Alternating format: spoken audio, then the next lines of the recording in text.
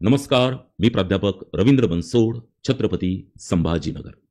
छगनराव, तुम्ही म्हणालात अशा प्रकारचे न्यायाधीश आहेत जे जरांगेंना सरसर म्हणतात व जरांगेच्या इथं जाऊन पाया पडतात.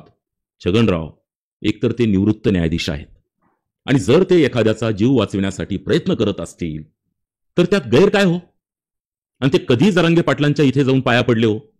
काहीही सांगायचं.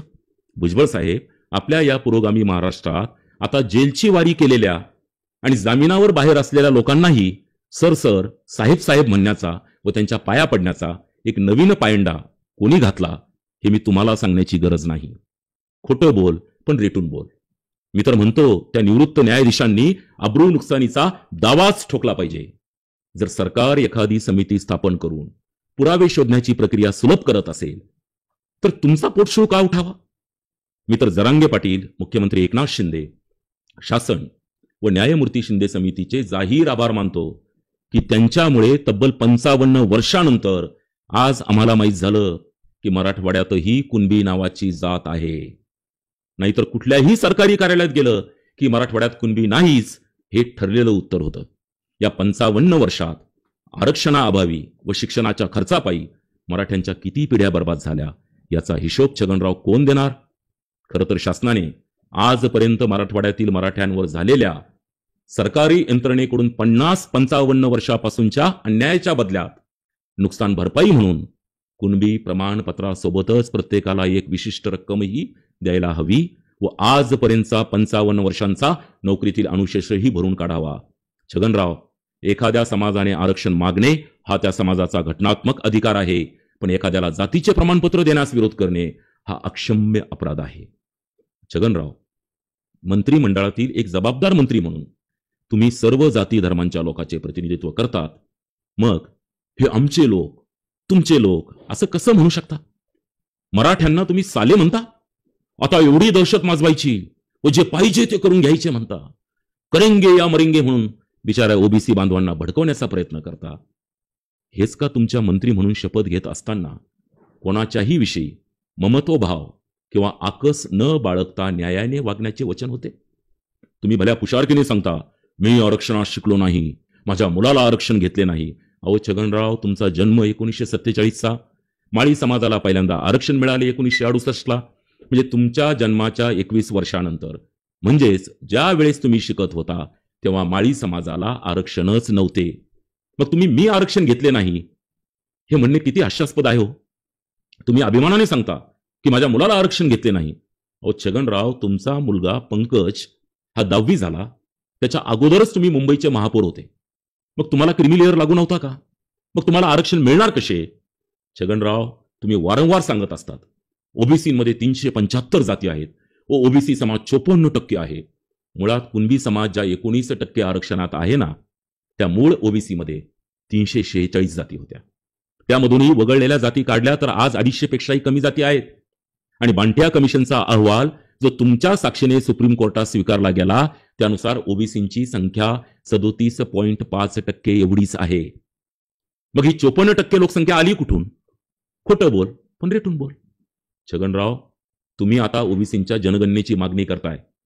National sample survey of India 2012 याच्यानुसार महाराष्ट्रातील ओबीसींची संख्या आहे 33.80%.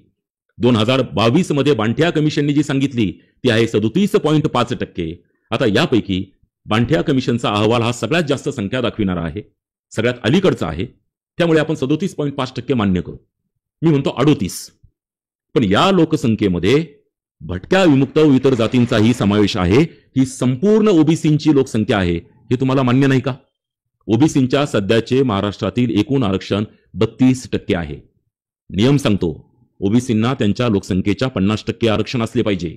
म्हणजे सध्याच्या 38% जे धरलं आपण त्याच्यानुसार 19% आरक्षण असले पाहिजे. सध्या आहे 32%. म्हणजेच 32 - 19 बरोबर 13% हे जास्तीचे आरक्षण आहे. छगनराव, ज्या दिवशी जनगणना होईल त्याच क्षणाला हे जास्तीचे 13% ओबीसींचे आरक्षण उडणार नाही का हो? का फसवताय समाजाला?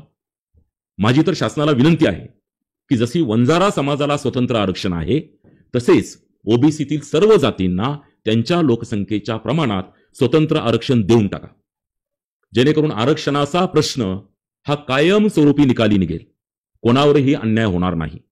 लहानपणी ऐकलेली एक गोष्ट, उंदीर, माकड व मांजर यांच्या बुडबुड घागरीप्रमाणे कोणाची घागर बुडते आणि कोणी खीर खाल्ली हे जनतेच्या समोर येईल. आणि कांशीराम जसं म्हणतात, जिसकी जितनी संख्या भारी उसकी उतनी हिस्सेदारी, हे महाराष्ट्रात प्रत्यक्षात साकार होईल. छगनराव, तुम्ही नेहमी फुले शाहू आंबेडकरांचे नाव घेता, मग महात्मा फुले यांनी कुणबी, माळी व धनगर हे मागासलेले आहे हे सांगितले होते, हे तुम्हाला ठाऊक नाही का? कुणबी आणि मराठा एकच आहे हे सांगितले होते, हे तुम्हाला ठाऊक नाही का? तसेच 26 जुलै 1902 रोजी आरक्षणाचे जनक राजर्षी शाहू छत्रपती यांनी ज्या वेळेस या देशातील पहिले आरक्षण जाहीर केले, तेव्हा माळी बांधव व इतरांसोबत मराठ्यांनाही आरक्षण होते, हे तुम्हाला माहित नाही का?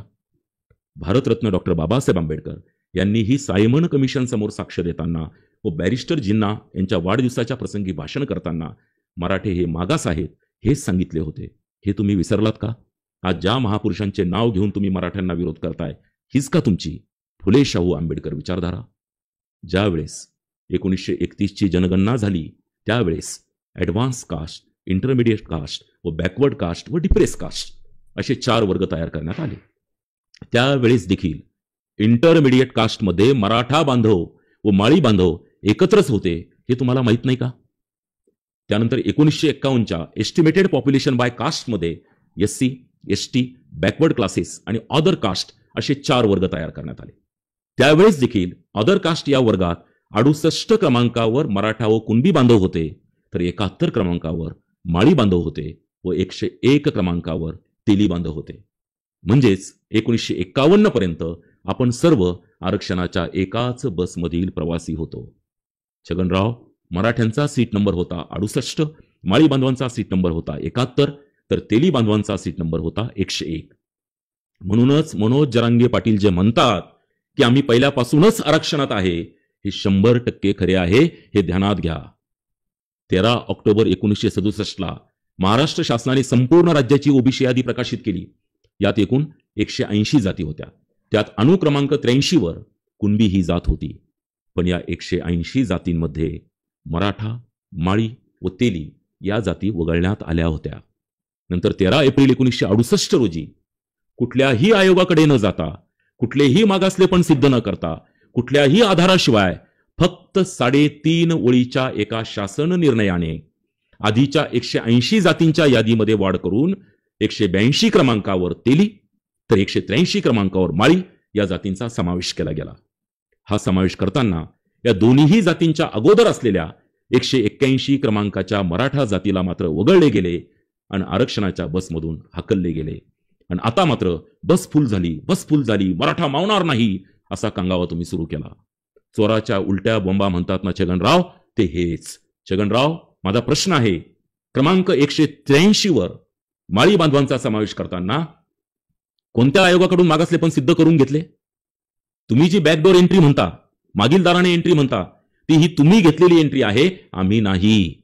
तुम्हाला विनंती आहे की मी नाही त्यातली आणि कडी लावा आतली हे धंदे सोडून द्या, नाहीतर आम्हाला देखील ह्या बॅकडोर एंट्रीची श्वेतपत्रिका काढण्याचा आग्रह शासनाकडे मंजूर करून घ्यावा लागेल. आणि हो छगनराव, माझे तुम्हाला जाहीर आव्हान आहे, जर तुम्ही खरे ओबीसी नेते असाल आणि जर तुमच्यात खरी हिंमत असेल तर आपल्या धनगर समाज बांधवांची त्यांचा एसटी मध्ये समावेश व्हावा, ही जी मागणी आहे, याला तुमचा पाठिंबा आहे की विरोध आहे हे जाहीरपणे एका वाक्यात स्पष्ट सांगावे. विनाकारण गोलमाल उत्तरे देऊ नये, धनगर बांधवांची दिशाभूल करू नये. माझी प्रत्येक धनगर बांधवांना ही विनंती आहे की त्यांनीही छगनरावांना आणि प्रकाश शेंडगे यांना जिथे मिळेल तिथे गाठून त्यांची धनगर बांधवांच्या ओबीसी मधला काढून एसटी मधला समावेश यावर काय भूमिका आहे हे विचारलं पाहिजे. प्रकाश शेंडगे म्हणतात मराठा आरक्षणाचा पोपट कधीचाच मेला.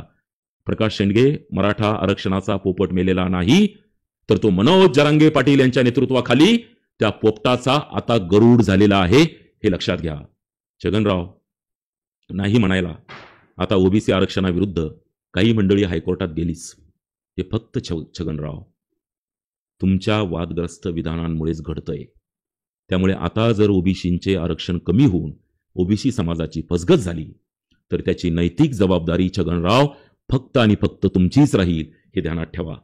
माझी सर्व ओबीसी बांधवांना हात जोडून विनंती आहे.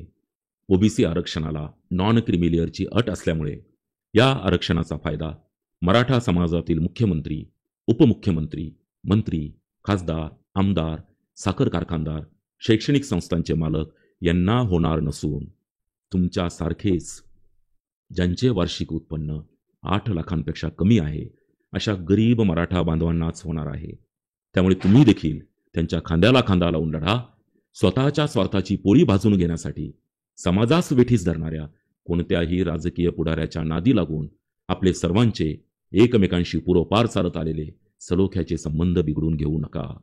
अशा पुढाऱ्यांना फक्त विंचू चढवायचा मंत्र माहीत असतो, उतरवायचा नाही, हे ध्यानात असू द्या. जय हिंद.